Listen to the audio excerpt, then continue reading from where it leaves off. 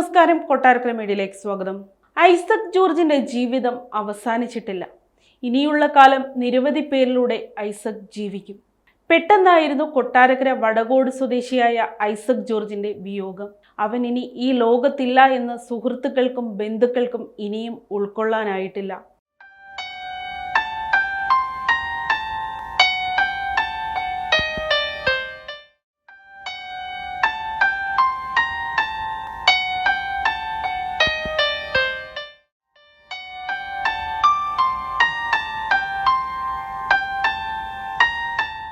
പക്ഷേ ഈ പ്രകൃതിയെ ഇത്രയധികം പ്രണയിച്ച ഐസക്കിന് ഇവിടെ നിന്നും അങ്ങനെ പോകാനാകില്ല.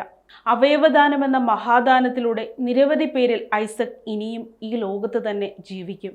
നിന്റെ സൗഹൃദം, ചിരി, സ്നേഹം ഇതൊക്കെ ഞങ്ങൾ കൊട്ടാരക്കരക്കാർക്ക് എന്നും ഒപ്പമുണ്ടാകും. സംഗീതവും യാത്രയും ഫോട്ടോഗ്രാഫിയും അതോടൊപ്പം പ്രകൃതിയോടുള്ള അടങ്ങാത്ത പ്രണയവും അതായിരുന്നു എന്നും ഐസക്.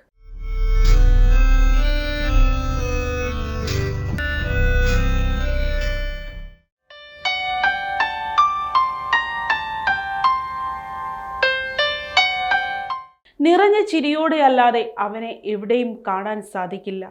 പ്രഭാതത്തിൽ തന്നെ കൊട്ടാരക്കരക്കാർക്ക് കൗതുകമുണർത്തുന്ന വാർത്തകൾ അവരോടൊപ്പം ഇരുന്ന് പരസ്പരം പറഞ്ഞ് രസിക്കുന്നവൻ. വായനയുടെ ലോകത്ത് അവൻ എല്ലാമായിരുന്നു. അവൻ പകർത്തിയ ചിത്രങ്ങളാകട്ടെ എന്നും മനസ്സിൽ പതിഞ്ഞിരുന്നു.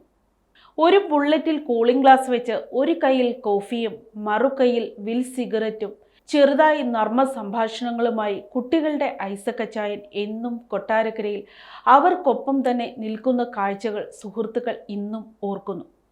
ഒരു പരിക്കൻ മെയിൽ ഷോവിനിസ്റ്റായി കോളേജ് കുമാരികൾക്ക് തോന്നിയിരുന്നെങ്കിലും ഉള്ളിൽ തനി നാട്ടുകാരൻ എന്ന് തോന്നിപ്പിക്കുന്ന ചെറുനാടൻ കുസൃതികളും അവനോടൊപ്പം ഉണ്ടായിരുന്നു.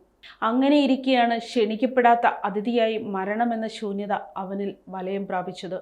കഴിഞ്ഞ 6-ാം തീയതി റോഡ് മുറിച്ചു കടക്കവേ കിഴക്കേത്തിരിവിൽ ഒരു ബൈക്ക് ആക്സിഡന്റിൽ ഐസക് കളിച്ചിരിയുടെ ഈ ലോകത്തു നിന്നും വിട്ടുമാറുകയായിരുന്നു. ഓർമ്മയിൽ 1000 ശിശിരങ്ങൾ ബാക്കിയാക്കി. വിദഗ്ധ ചികിത്സയ്ക്കായി തിരുവനന്തപുരത്തെ സ്വകാര്യ ആശുപത്രിയിലേക്ക് മാറ്റിയെങ്കിലും മരണമെന്ന നിസ്സഹായതയിൽ ഐസക് കൊട്ടാരക്കരയോട് അവൻ്റെ പ്രിയപ്പെട്ട ഓരോന്നും ഉപേക്ഷിച്ച് നെടുവീർപ്പോടെ മടങ്ങുകയായിരുന്നു.